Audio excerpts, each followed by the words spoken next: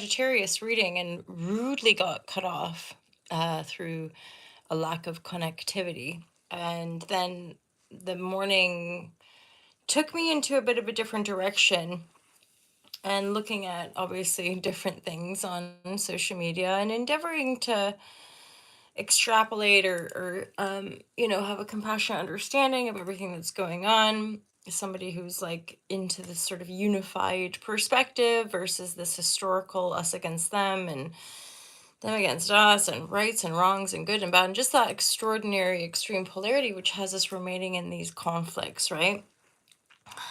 When I went to university, the first round of university, and I went to the University of British Columbia, and I was involved in a Canadian Scholar program, but I was majoring in women's studies, and I learned a lot.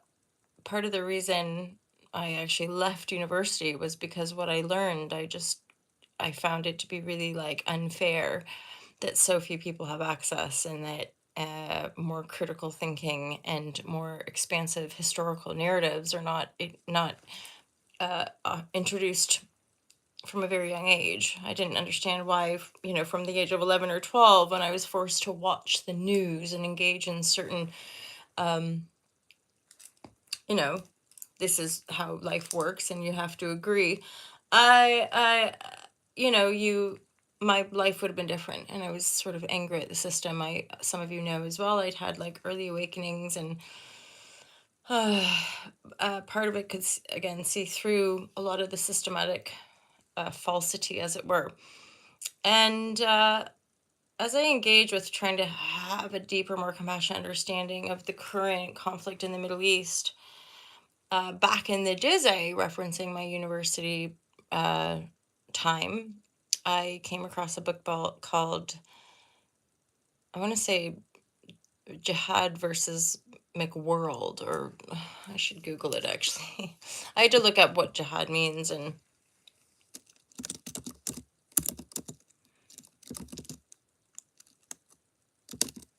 yeah, Jihad versus McWorld, a book by Benjamin Barber. I I can remember like at the time touching in with this book and not being able to finish it because I recall it being like maybe too dense or too, it just, yeah, kind of maybe couldn't fully wrap my head around it, and yet on a soul level, kind of intrinsic understanding is this ongoing, it's sort of projected as a religious battle. um I don't think it is. I do feel that it's actually like a long-standing representative of a energetic and perceptual shift that humanity's been undergoing maybe for thousands of years. And in biblical terms and maybe other traditions, that people talk about like the end times. And I don't know if you guys remember back in 2012 there, and even in the year 2000, the Y2K, like there's often been little trigger points that bring about this kind of fearful, the end of the world or end times. But in truth, if you have an inception of a way of behaving on the planet, which is really like a stream of consciousness, for example, colonialism, a divide and conquer and fearful, brutal way to oppress and try to assimilate people into your form of life and being, and yet the same underlying construct of a master servant and oppression and enslavement seems to kind of run through. And on one really kind of icky way, a lot of our, I think of roads, I think about how grateful I am for roads and motorways. And I often think about just the engineering of airports and these things that are just so complex, and like because I have no I couldn't do it, right? So I'm like, I'm so thankful. And then my mind will flip to like how, who built the roads and who built the railways and who built, and like we're still living under that enslavement paradigm where I think about how it's all valuable and every part of it's valuable, and yet, you know i I think about why are certain jobs so valued and others are not, where there is an imbalance. Um, and I think a lot of that is really sort of projected onto us. That's why I talk about not watching TV, endeavoring to be super discerning with any of the media we're watching, because people, whether we know it or not, or whether we like it or not, we're all inherently kind of programmed into that divisive construct. And on a broad level, but it comes right down to the self, a lot of our justifying past patterns of abuse, or even repeating past patterns based on past action, is keeping us bound to the same divisive narrative that has created all these wars and issues in the first place. And when I look at the concept of self responsibility, I endeavor to find, yes, we're in a unified field, and yet we're all personally responsible for healing past grievances. And in a way, we have a huge societal and or nationwide narrative of justification to continue us against them narrative, but the justification is only upholding the wound of the past. It's only upholding this idea of being persecuted, da, da, da. And I kind of, even as I'm talking about this, I'm thinking, see, we're not gonna be able to solve, even me talking about this stuff isn't solving anything, right? It's simply me in as another human on the planet trying to understand, ideally from the deepest place, from a place of like a root, so that that toxic root, or that root that keeps creating these cycles of abuse and these cycles of war and these cycles of just something that I think for a lot, it's just unbearable, and yet we bear it. And so, yeah, that question of like, well, how we are able to perpetuate this. And then, oh yeah, so then I started to think about how past justify perpetuating patterns, right? So we can use this situation happened in the past, and so therefore I am justified in doing this now because of this. But none of that is actually in the present. None of that is here now. None of that, again, it's just a justification. It's not a truth. It's not a diplomatic reasoning. It's probably not even logical. And then I, for whatever reason, it inspired me to look at a map, and I just find it interesting because of understanding some of the probably superficial layers of this political narrative. And in comparison to some of these big countries around it, I'm thinking about how maybe some of these colonialist countries in the West are really just wanting to claim space. So they've created this whole story around persecution and anti something or other, and I kind of truly believe that this next wave of conscious creators on this planet, and like the future generations, are just going to see through, right, all of it, see through it. As in, what we see through, we're seeing through a long-standing, again, colonialist supremacist outpouring that would have us all divided, essentially, rather than having a deeper understanding of a unified quantum perspective on the planet Earth, that there's one people that share a planet, and these one people have different color skins and different colors hairs and different sizes and eye colors, and yet there is a right. That's all these human rights things and and it's that thing, like even in the spiritual communities people call it spiritual bypassing, but as a human consciousness, we see these hypocrisies everywhere, as far as like countries that talk about human rights or talk about just in time affairs, and yet we don't we don't appear to be able to truly we're not appearing to really kind of be able to uphold it and live it and honor it. And in many ways, I think we're still so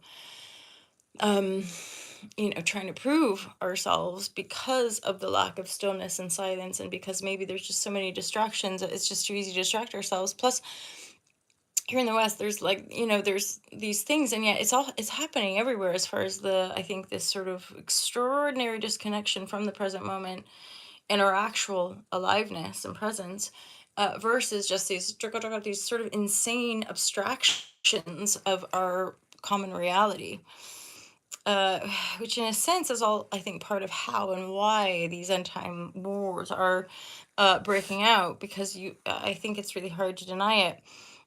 However, when we're really lollycoddled in our own privilege, I think when we can really kind of exclude ourselves from lots of the world purely based on a financial power, I think it's easy to just dominate and think you're right and have whatever perspective you have. When you've not necessarily had that upbringing, you've learned to bend and be adaptable.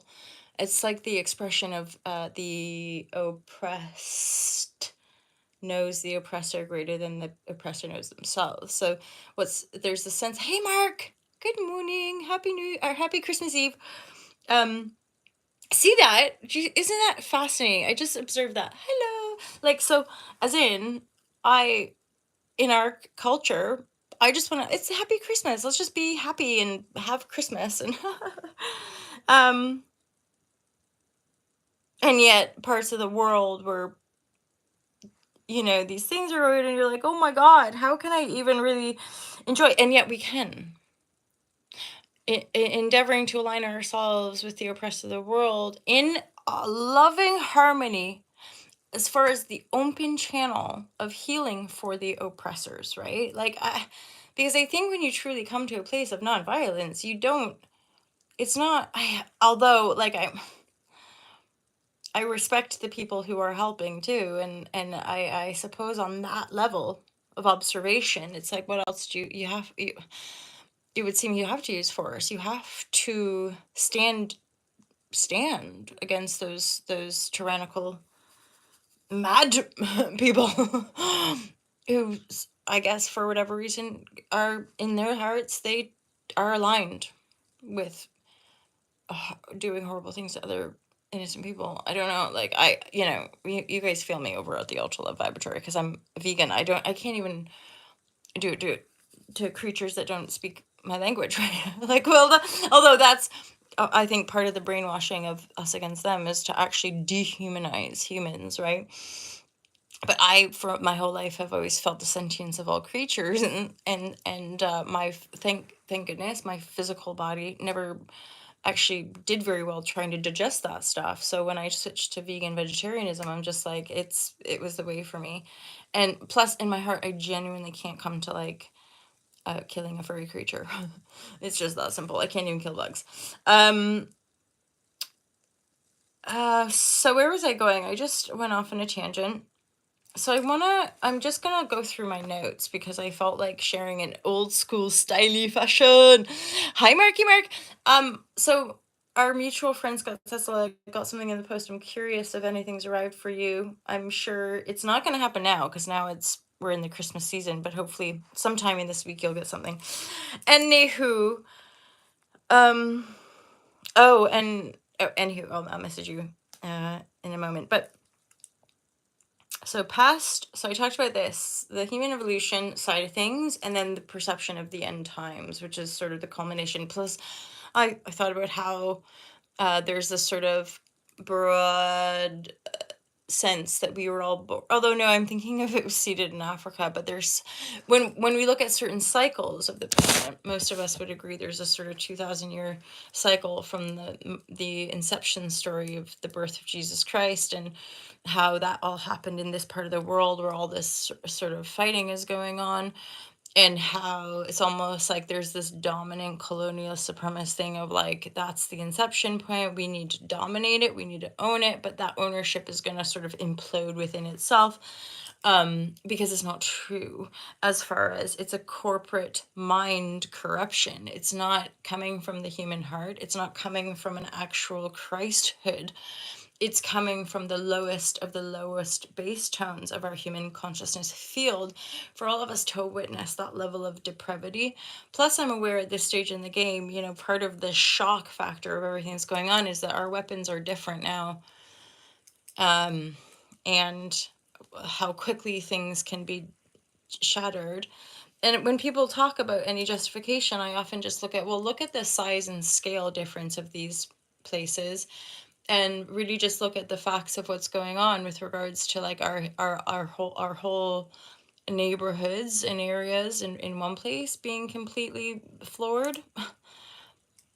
No, that's only happening in another place, which if you look even at a map, a territorial map, it's like, why are you doing that? Why are you trying to push through these people already only have like this little portion, which you took away the majority of the land there. But and this is just a little piece of this part of the world that, as we know, holds a lot of power through oil and the rising of different nation states. And of course we can look at different areas here and know that there's been a lot of oppression and brutality, just like in our own Western countries. So it's almost like an inverse reflective aspect of the totality of the earth. Like we're all as bad as one another, and yet we can all strive to be better through doing lots of healing work. I know that also feeling like the mega gratitude and also praying for the disparity,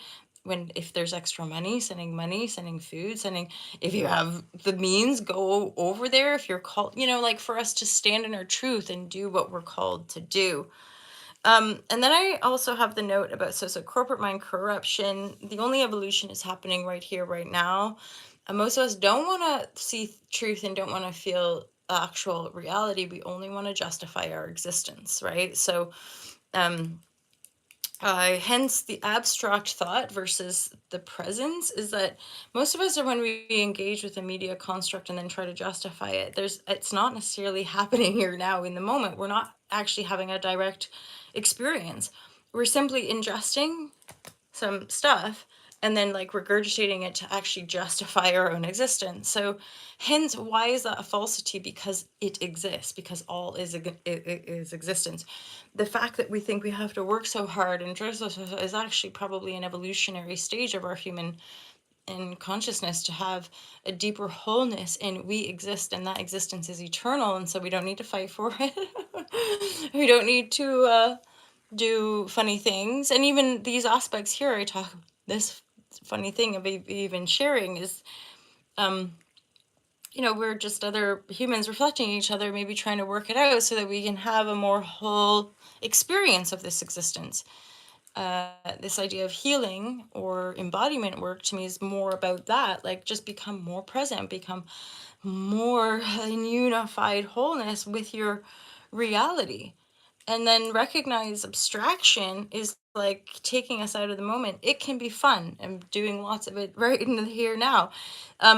But I don't think abstract thought, as clever as it is, I don't think it's as powerful as being present, like feeling the heart space, like praying for love, praying for peace, like praying that we can be of service to the highest good of all, regardless of what book we read from, regardless of what we might perceive as the word of God, that we're all shining examples of it, even the ones that are doing so-called bad things, right?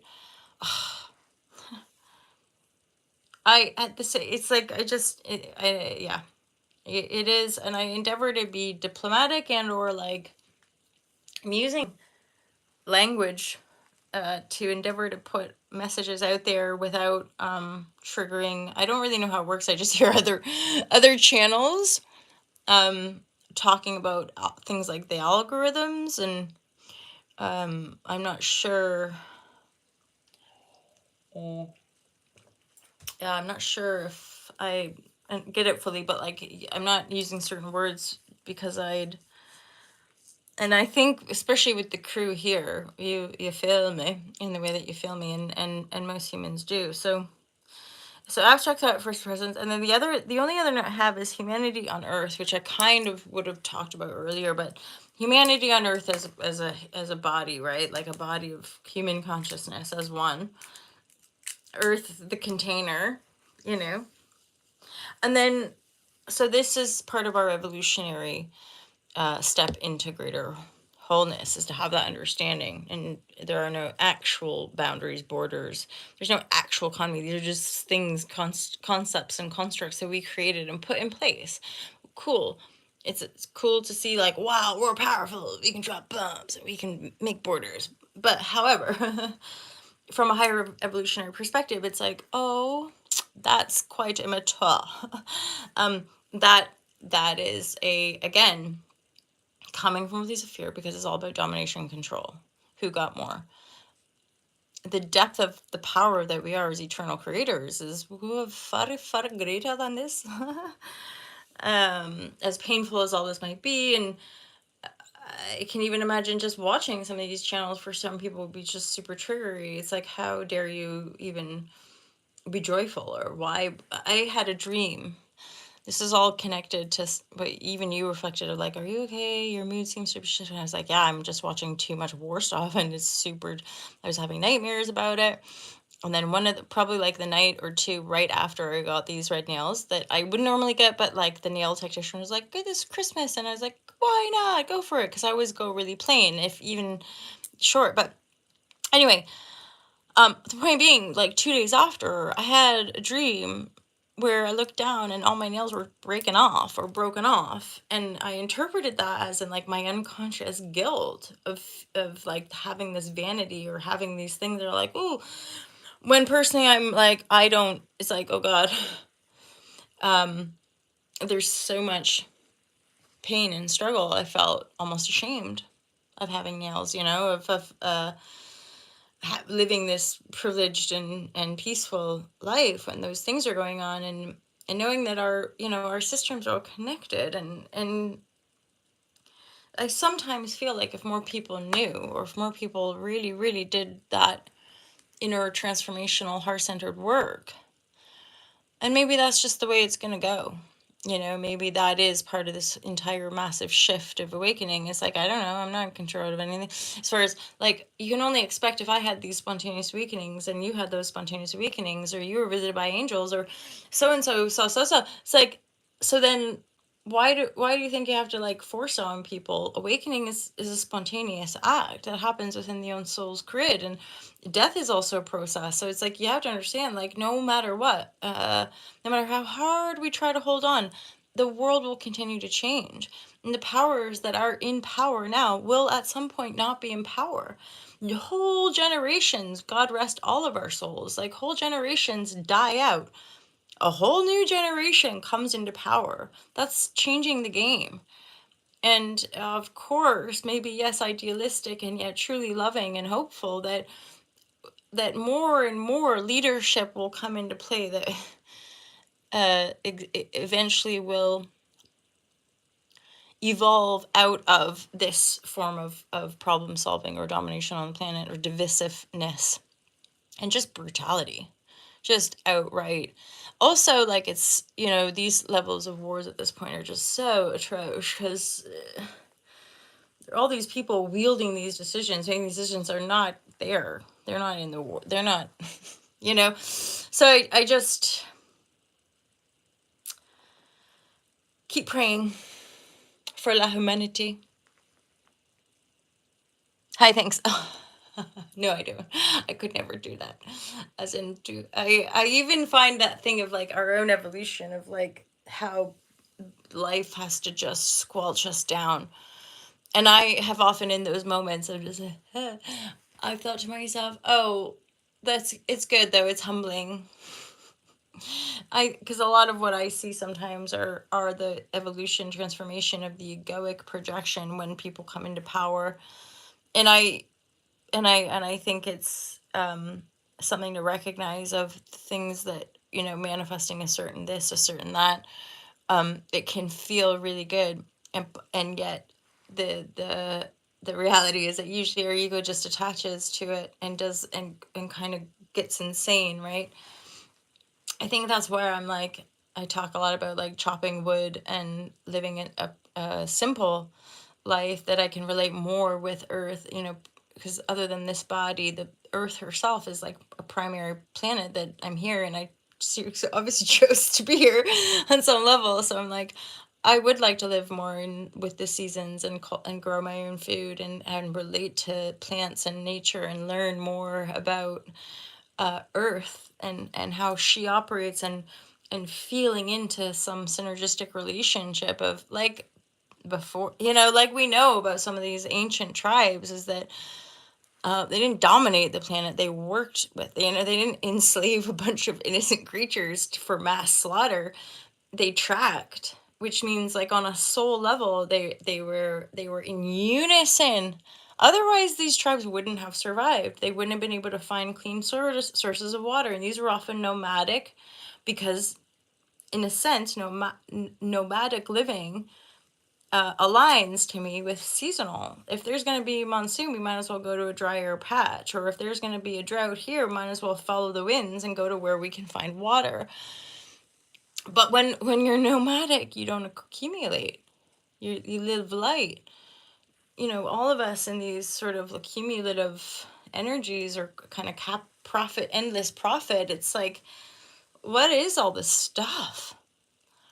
Why? I just never have really understood it, but I'm like, why do we need bigger houses? Why do we, what for?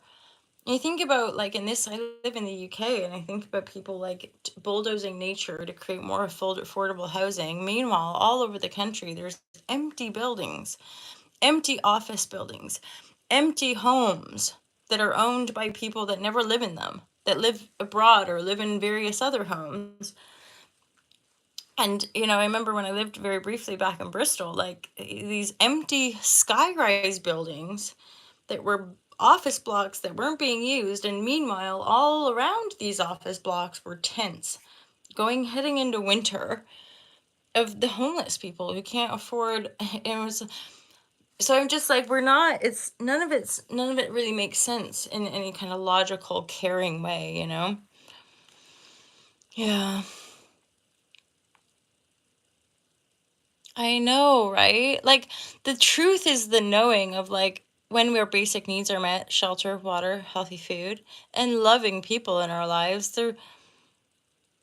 But there again is where the cyborg corporate mind corruption, and or flip it, inverse it. It's like long-standing generational trauma, which has us kind of going around in circles because they're fractured and traumatized and easily mind controlled because there's so much trauma in the field, which is of course in our own body mind, which you could say on an external level is part of what's happening. What we're seeing, all this gravity being reflected back to us, is like it's time to heal our souls and our minds and our hearts and really dig in for a deeper truth and understanding. My God, absolving us of this fear, which is sort of just the idea of sin, isn't it? Like, which then would have us all divided based on, again, these physical representations of the holy divine,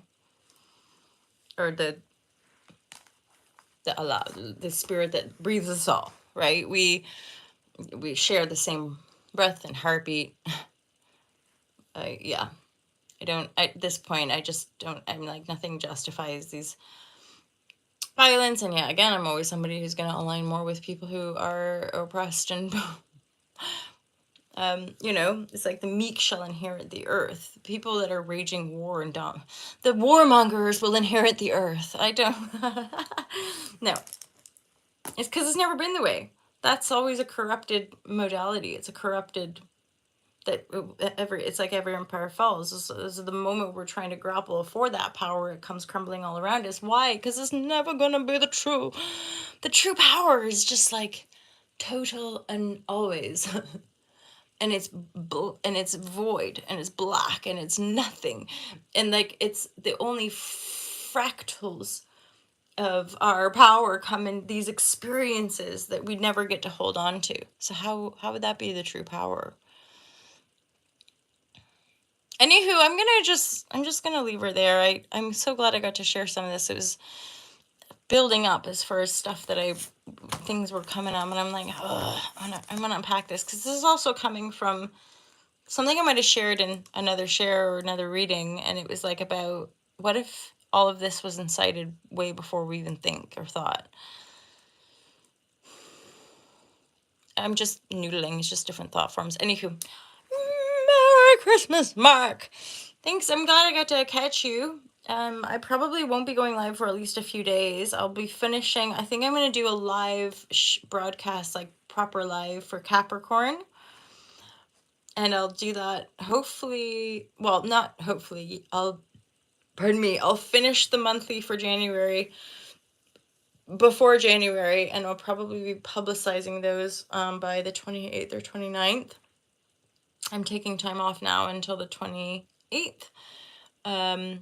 But yeah, hoping to get all the readings done. Anyway, Merry Christmas to you, my friend. Thanks for being here. I think things are, it's all, see, even that, in a way, the striving for better, for more, like, hopefully things will start to change. Yeah. And I do believe there, and it's even like claiming that here now. I know you've had some positive breakthroughs with different areas of your life, like claiming that and being okay when things fall off, or when we think we're not on the right path, or things are shitty and painful and tiring and confusing, but then at the same time claiming that it's always in our power just to even choose a better thought, or to anchor into a little bit more hope rather than despair. And having good friends helps, doesn't it? Okay, have a good one, dude. I'll see you soon. And much love to all my Patreons. Thank you for all your support this year, you guys, and your patience.